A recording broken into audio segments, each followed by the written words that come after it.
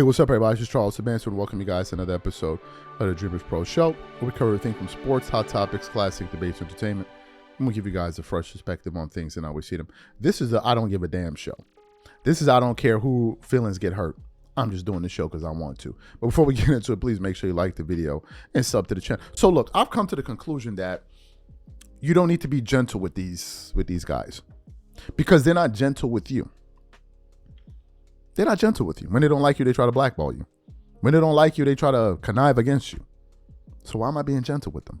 Number one. Number two, I've also come to the realization that I'm as much an NBA fan as the next person.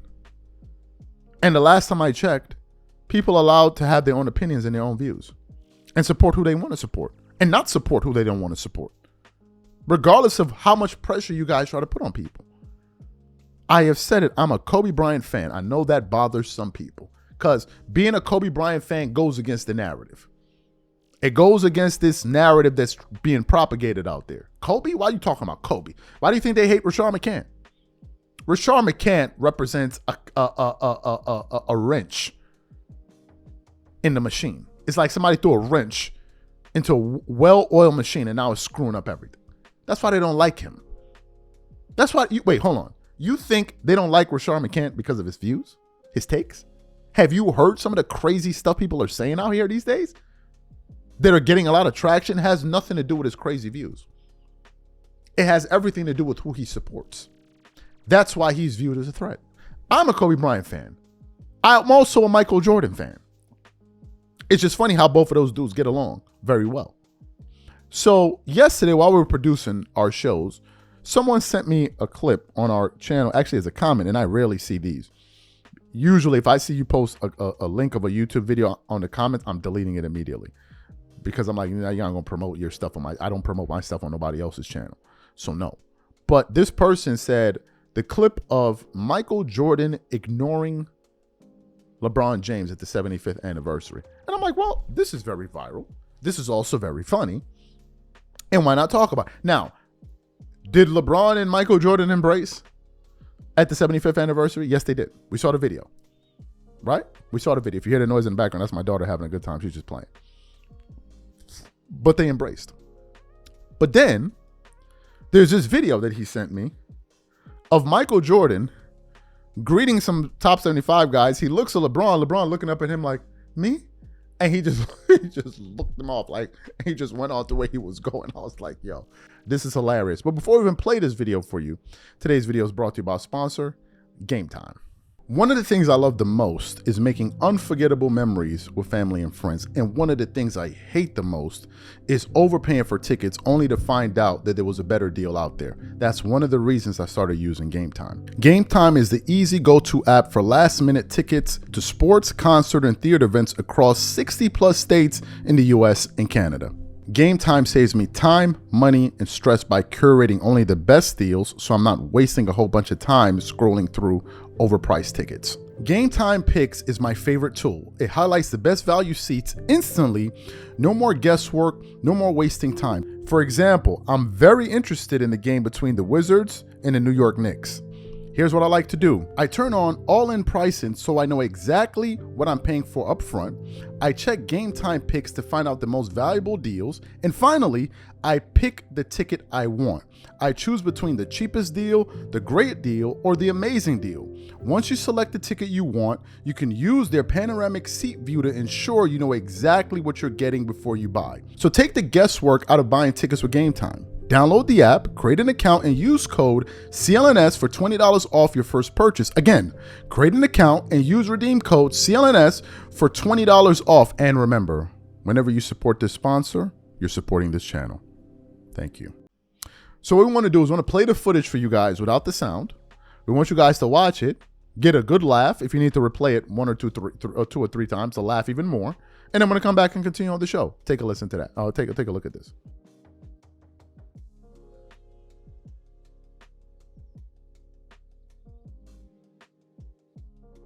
So you saw the video. You saw the video. Now, I know that some of these guys are like, oh, man, you're a hater. You're a hater. LeBron and Jordan. I don't care. It's an opportunity to poke fun at you dudes, and I took it. That's why I did it. That's why I did it. Y'all don't certainly be missing out on any opportunities to poke fun of me. I mean, y'all don't. I remember I posted a video of Kobe Bryant. They were kind of remembering him after his daughter passed. And I posted a clip on our Instagram IG page. If you don't follow us on IG, the handle is Dreamers Pro. Same name as the channel. If you also want to follow me, my handle is CTABANZ on IG. So I posted in the story, right? And usually when we post that, a few thousand people see the stories, depending on how it works on IG. I don't know. So I'm going through that, and then I see one person, people like posting a sad emoji, cry emoji, love emoji, all that. Then one person posts a laughing emoji.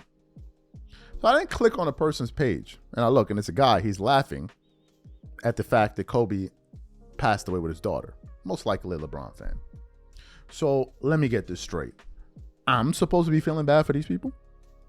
I'm lost.